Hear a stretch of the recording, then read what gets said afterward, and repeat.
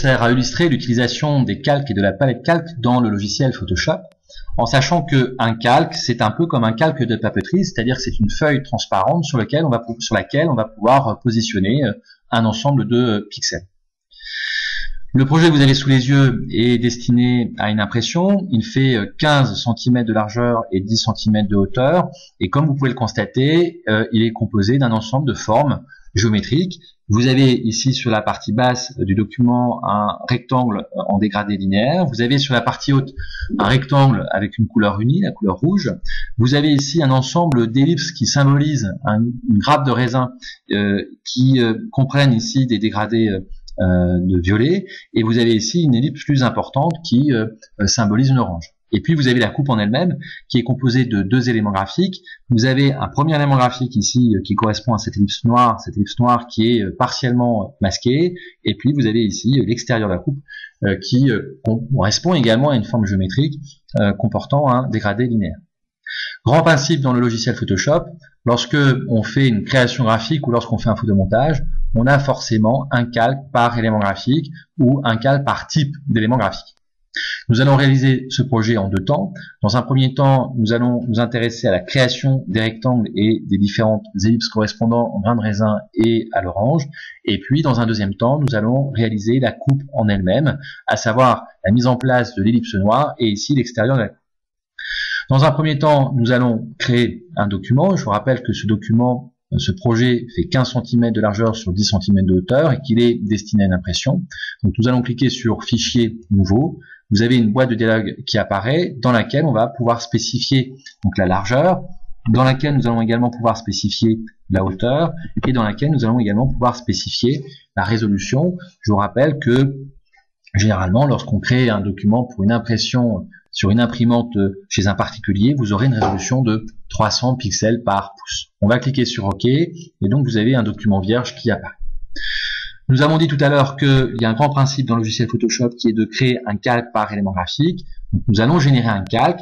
Vous avez plusieurs procédures pour générer un calque. La procédure que je vous propose dans ce projet, c'est d'utiliser le bouton qui est situé au bas de la palette calque et à l'avant-dernière position et qui se nomme créer un calque. Je génère ici un calque, vous avez un calque 1 qui apparaît, et sur ce calque, on va positionner donc un dégradé linéaire dans un rectangle de sélection. Donc, je vais ici sélectionner la partie basse du document, je vais activer ici l'outil dégradé. Vous savez qu'un dégradé se compose par défaut d'une couleur d'arrière-plan, de la couleur d'arrière-plan et de la couleur de premier plan qui est ici, et on va donc tracer un dégradé linéaire. Donc on a effectivement déjà une première forme géométrique. On a une sélection notre sélection qui est toujours active, donc on va cliquer sur sélection désélectionner. Dans la mesure où on doit créer un calque par élément graphique ou par type d'élément graphique, nous allons ici générer un nouveau élément graphique et donc nous allons créer un calque. Je viens de générer un calque dans lequel on va pouvoir positionner une couleur unie à l'aide de l'outil pot de peinture. J'ai activé l'outil pot de peinture. Ici, je choisis une couleur de premier plan et je vais ici positionner la couleur de premier plan à l'aide de ce pot de peinture par un simple clic. Alors la question qui se pose, c'est de savoir si effectivement on a perdu l'objet graphique qu'on a mis en premier, c'est-à-dire le rectangle avec un dégradé linéaire. La réponse est bien évidemment non. Lorsque vous regardez la palette calque, vous avez effectivement le calque 2 ici qui contient effectivement notre couleur rouge, et vous avez ici le calque 1 qui contient notre dégradé avec linéaire, donc le rectangle en dégradé linéaire. Si vous voulez retrouver l'affichage de ce rectangle, on va tout simplement jouer sur la position des calques, puisqu'en fait vous avez au niveau du résultat final un aperçu où vous voyez une vue du dessus de la palette calque. Donc on va déplacer le calque 1 au-dessus du calque 2 et donc vous avez effectivement vos deux rectangles à présent qui apparaissent. Nous allons maintenant mettre en place le premier grain de raisin, toujours en ayant en tête ce principe de dire je veux un calque par élément graphique, donc je viens de générer un calque, je vais effectuer une sélection. Et on va utiliser l'outil dégradé pour pouvoir mettre un dégradé linéaire, en sachant encore une fois que on utilise la couleur, un dégradé par défaut se compose de la couleur d'arrière-plan et la couleur de premier plan. on a effectivement ici bien activé notre outil dégradé, bien choisi notre couleur de premier plan et d'arrière-plan, bien activé ici l'option dégradé radial, et on va tracer ici effectivement notre dégradé radial. Il est évident que pour les autres grains de raisin, on ne va pas s'y prendre manuellement, c'est-à-dire qu'on ne va pas générer un calque, puis positionner un dégradé, puis positionner une sélection, puis positionner un dégradé, mais qu'on va effectuer des copier-coller. Donc on va faire un CTRL-C de notre sélection, puis un CTRL-V. Ce qui est intéressant à observer, c'est qu'au moment où vous faites CTRL-V, vous avez un calque qui est généré automatiquement et qui contient l'élément collé.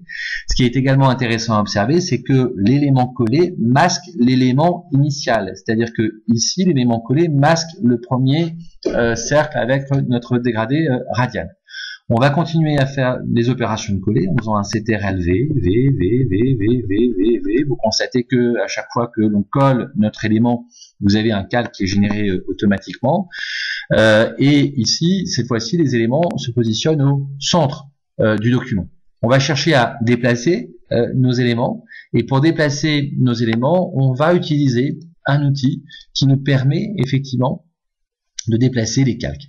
Donc on va positionner effectivement, une fois l'outil déplacement actif, on va positionner notre outil sur le calque et on va le déplacer.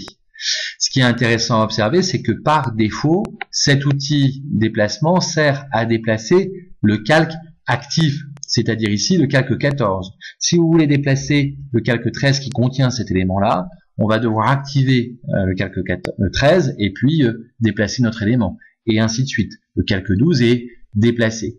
Mais vous avez associé à l'outil déplacement la barre d'options ici, et dans cette barre d'options, vous avez l'option sélection automatique qui vous permettra de déplacer ou d'activer automatiquement le calque de l'objet cliqué. Ici, lorsque vous cliquez, vous avez le calque 9 qui s'est automatiquement activé. Lorsque vous cliquez ici, c'est le calque 8 qui est automatiquement activé. On va continuer ici nos opérations de déplacement. Si on n'a pas assez d'ellipses, à ce moment-là, ce qu'on pourrait faire, c'est continuer notre duplication. Je viens ici de faire une succession de CTRL-V pour obtenir effectivement des formes supplémentaires.